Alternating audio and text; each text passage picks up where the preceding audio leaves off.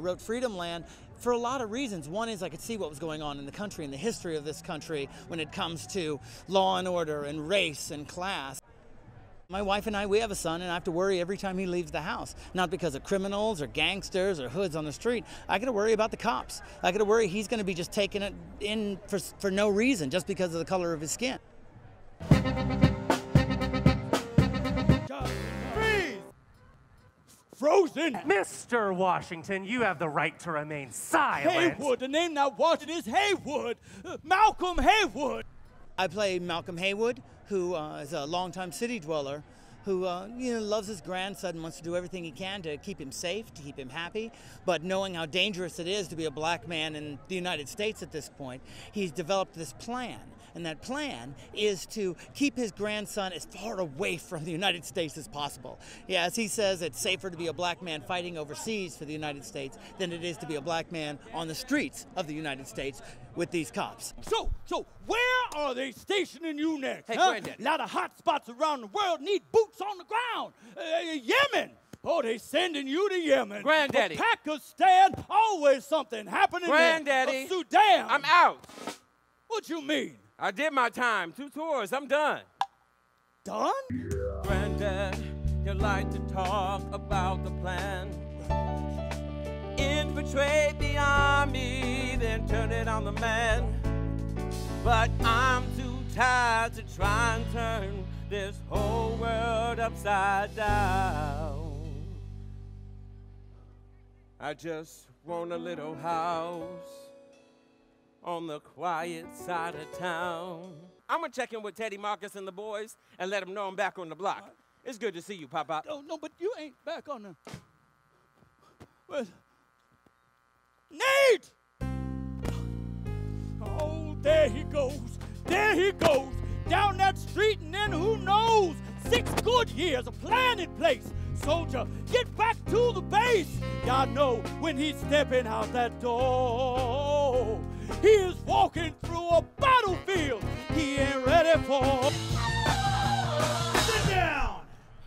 My favorite scene in the show is where my grandson, Nate, has been arrested for obstructing justice, which basically means he was a black man who said to the cops, hold on for a second.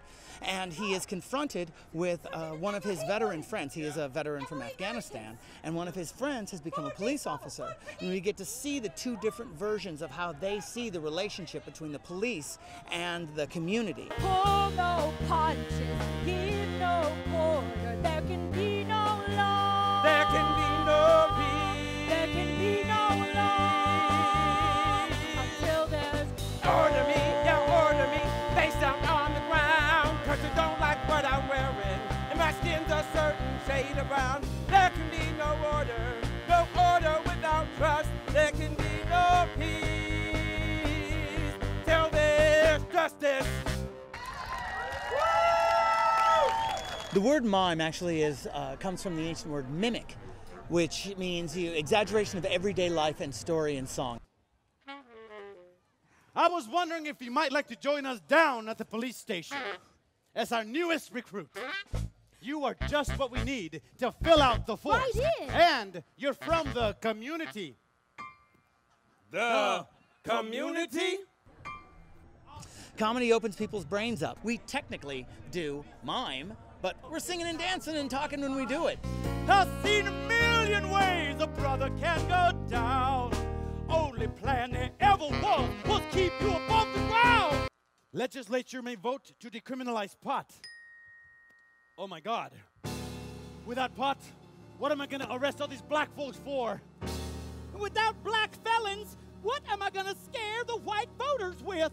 We need to use comedy as a delivery system for these hard truths on our particular analysis on these issues. Black people! We're dealing with very serious issues, whether we're dealing with racism, police brutality. These are all incredibly important issues. Comedy gives the audience an opportunity to kind of relax a little bit and lets their minds open just enough so that we can give them hard truths without just depressing them. Well, first things first, I am sorry. I lied to you. Pop-Pop, it's okay. Country like this, maybe lying is the only way to take care of people. What's the second thing? Revolution! Oh, God, not the plan. No, wait, it's gonna be different. It's gonna be different. See, before, it wasn't real. I was just using the words. But now I know the only way anybody is gonna be safe is if everything changes for everyone. The show really had something to say. It captured a lot of kind of the ongoing discussion that I hear among my friends and coworkers every day. You know, something that people wouldn't really think about otherwise. You do it through a comedic vein, and people are more willing to discuss it and access it and think about it. And I thought it was really well done. The music was good, the acting was good, the set was great. I loved how relevant it is to what's going on in this country. Black lives do matter, and it's scary every time I see a little black baby. I always feel like they're so beautiful and they're so adorable, but I wonder what it's going to be like for them when they get older in this country. It's really sad to me. How can you live? How can you live in a world like this? In a world like this? How can you live?